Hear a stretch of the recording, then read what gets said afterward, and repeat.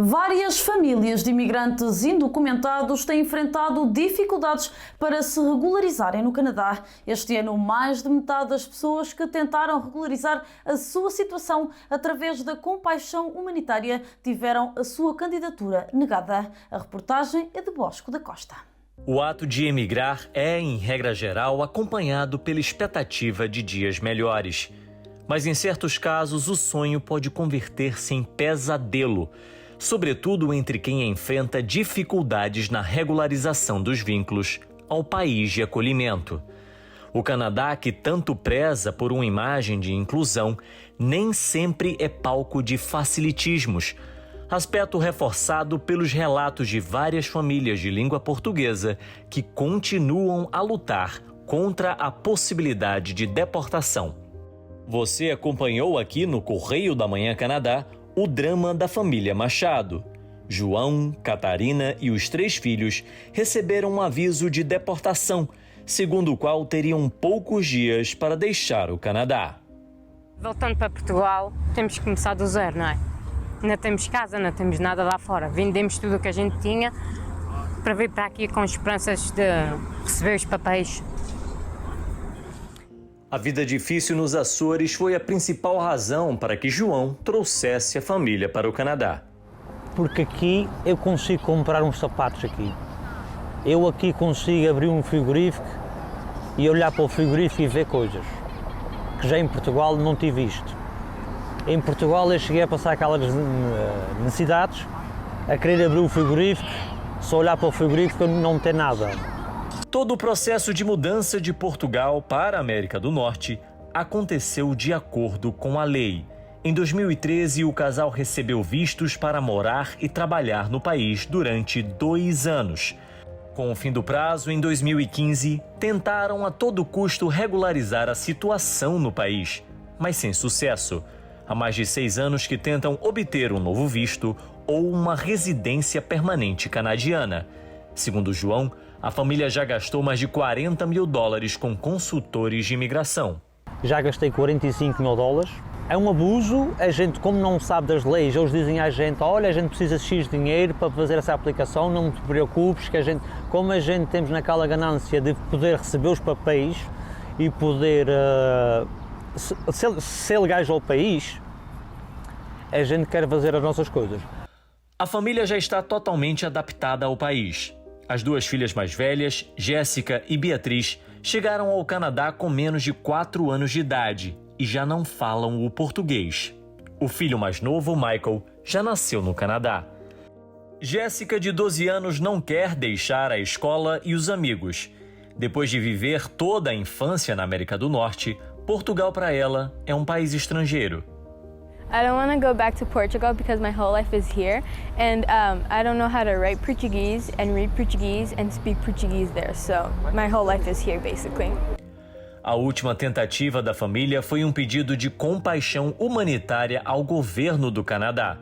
Alegaram que os filhos já não tinham nenhuma relação com Portugal e que a família já estava adaptada e habituada a viver no país. A Agência de Fronteiras do Canadá rejeitou o pedido e enviou o aviso de deportação. No dia marcado para deixar o país, uma notícia apanhou a família de surpresa.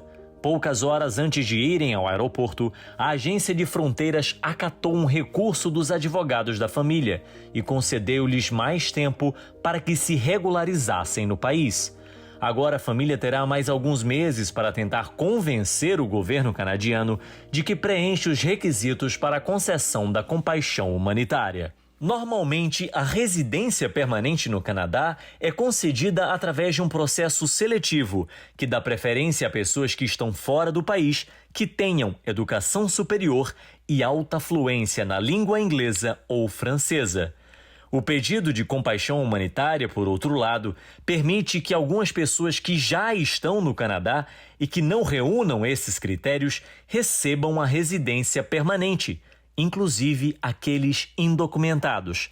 A compaixão é analisada caso a caso, levando em consideração diversos fatores, como a ausência de vínculos com o país de origem e o grau de adaptação ao Canadá. Segundo o consultor de imigração Terry Ferreira, para a maioria dos indocumentados, o apelo à compaixão humanitária é o caminho mais viável. Então, uma vez que a pessoa está irregular no país, fica muito difícil de poder ajudá-la, né? Existem praticamente um ou dois caminhos que é utilizado. O primeiro, o famoso humanitário compaixão, que é um processo, artigo 25 da Constituição de Imigração, onde você pode pedir uma isenção da lei.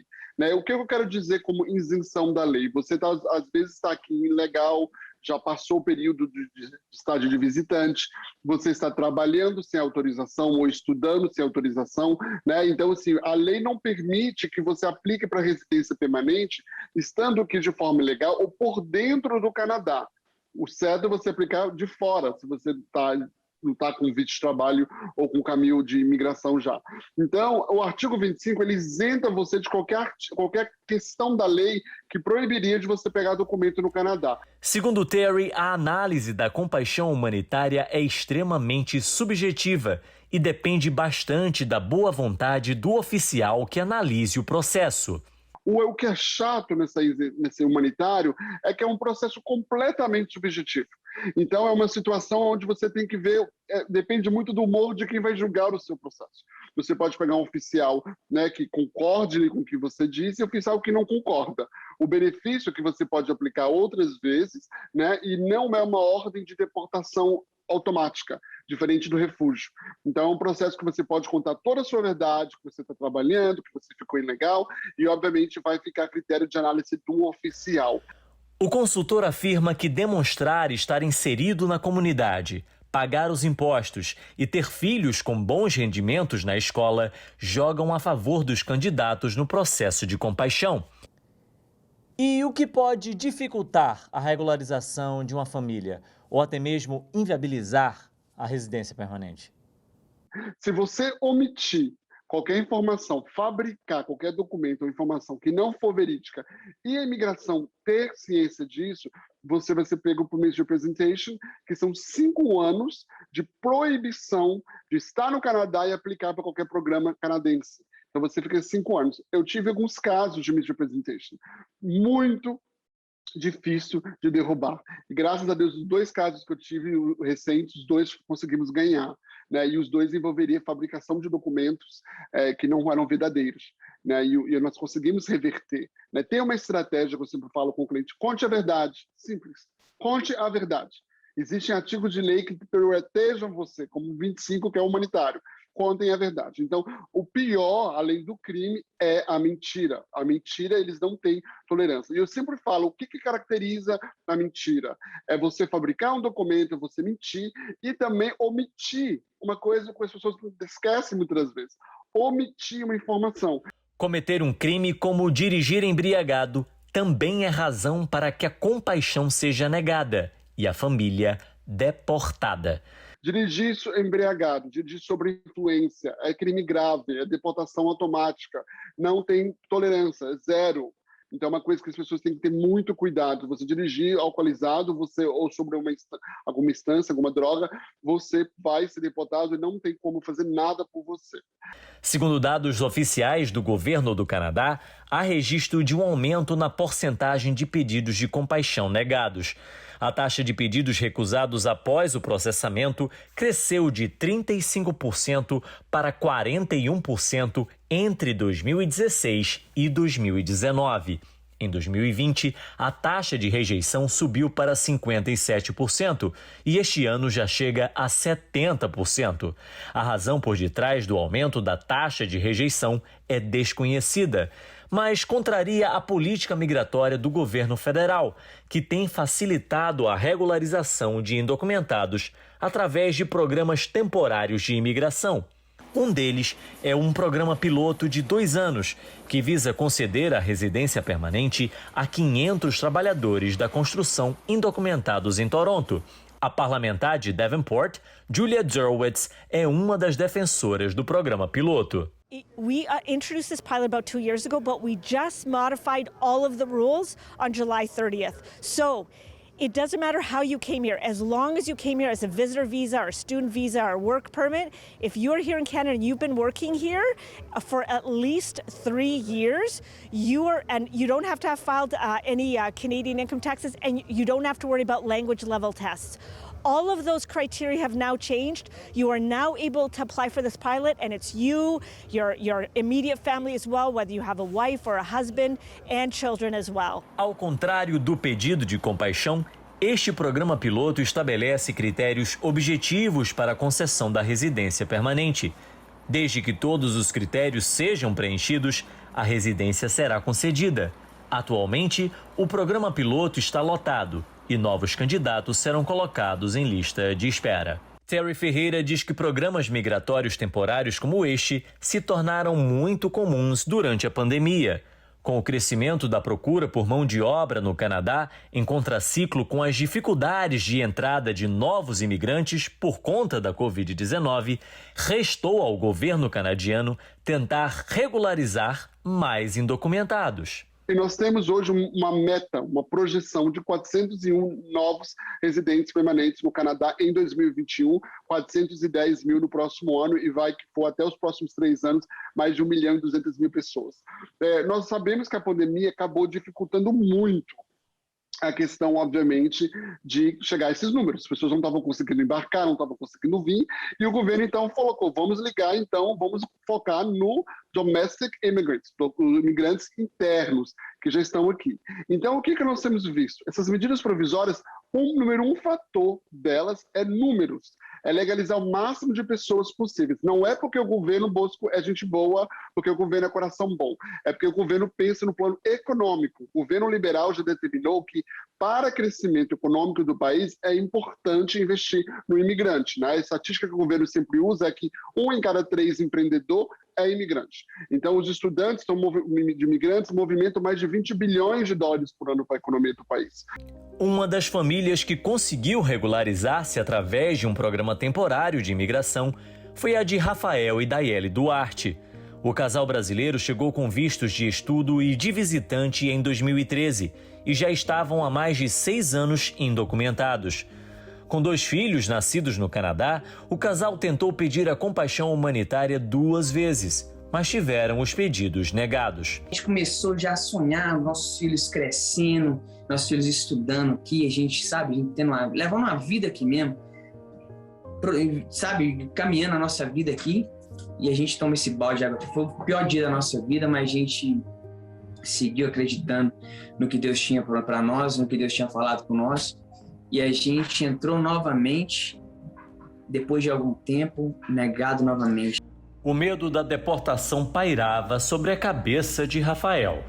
Eu sempre tive esse medo de alguém, porque eu tenho amigos aqui no Canadá que trabalhavam comigo, que eles estavam trabalhando no drywall, a polícia foi lá e pegou ele. Então, sempre tinha esse medo no nosso coração, de você estar vivendo a sua vida com a sua família, alguém vai lá e, te liga, te denuncia.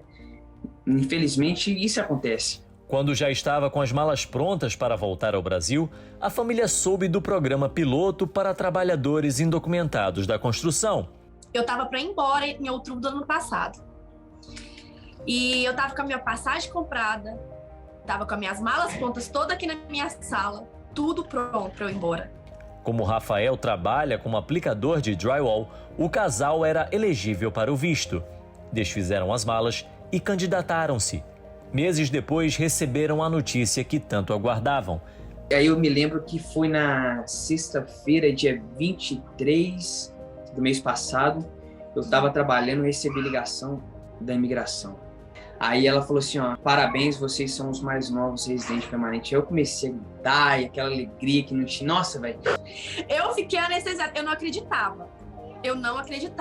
Porque é tanto tempo nessa luta, nessa espera, que quando acontece você não cai a ficha. E graças a Deus, hoje, para a honra e glória do nome do Senhor Jesus, nós estamos aí. E já recebemos o nosso cartão, graças a Deus. Graças a Deus. Foi que dia? Foi quinta-feira, o meu chegou, porque chega separado, né? Aí na sexta, o dele chegou. Graças a Deus. E quando eu falando com ele esses dias, que quando eu olhava para aquele cartão assim, eu não imaginava, né? Porque eu estava prestes a ir embora e houve essa reviravolta na nossa vida, sabe? O casal planeia agora visitar a família no Brasil. Durante os 8 anos que estiveram indocumentados no Canadá, não podiam sair do país, pois não seriam aceitos de volta. E agora, tipo assim, é real a gente saber que a gente vai lá. Meu pai ele falou comigo um tempo atrás que ele já tá bem velhinho já. Ele falou comigo assim, eu não queria morrer antes de ver os meus netinhos. E aquilo partiu meu coração. Eu falei, meu Deus, abençoa para que a gente dê certo a gente lá, para ver os nossos familiares. Tempo de pandemia também, muita coisa passou na nossa cabeça, reflexão, sabe? Tipo assim, já tô esse tempo todo sem ver minha família. E aquela saudade, aquela incerteza, aquele monte de coisa, dúvida no coração da gente. Eu falei, gente... E agora, sabe, você sonhar e falar assim, nós vamos. E o que significa ser residente permanente para vocês? Esse documento nos permite enxergar além. Uma certeza, Antigamente a gente tinha aquela incerteza, qualquer momento tudo podia mudar, sabe? A imigração podia pegar a gente em algum lugar. Isso é uma realidade, não adianta tampar o sol com a isso é uma realidade, sabe? A imigração podia pegar a gente em algum lugar e tal, e tipo, mandar a gente embora, igual a gente já viu em muitos casos. Que hoje não. Hoje a gente pode comprar a nossa casa aqui, a gente pode sonhar, sabe? A gente pode enxergar além, a gente pode enxergar daqui a 10 anos, 15 anos, 20 anos aqui no Canadá, sabe? Tipo assim... É isso aí. Hoje é verdadeiro, é real, é palpável. Para mim, o significado desse documento é liberdade. Liberdade de ir e vir, liberdade de poder desfrutar do país, de poder ter meus direitos, de poder cobrar direitos dos meus filhos, de poder viver. De poder viver, de ter liberdade de não se preocupar com o que as pessoas vão fazer comigo, ou então de denunciar algo assim. Liberdade, para mim, significa liberdade. O consultor Terry Ferreira recomenda que imigrantes indocumentados apenas busquem aconselhamento com consultores autorizados pelo governo do Canadá e que sempre busquem uma segunda opinião. Tomem cuidado com onde vocês estão pegando informação, em quem vocês estão confiando, né? Seja advogado, seja consultor. Tem consultores e advogados aí suspensos praticando imigração, não tendo autorização para fazer isso. Então, uma alerta eu sempre falo, procure um profissional, procure segunda opinião. Eu sempre falo com meus clientes, a minha opinião é essa, profissional, quiser procurar outra, procure, né? E cuidado, porque às vezes as pessoas querem mais vender e não estão pensando no projeto, no bem-estar daquela família. A dificuldade de conseguir novos imigrantes por conta da pandemia e a crescente demanda por mão de obra fazem deste ano o momento ideal para que indocumentados se regularizem no país. Bosco da Costa, CMC TV.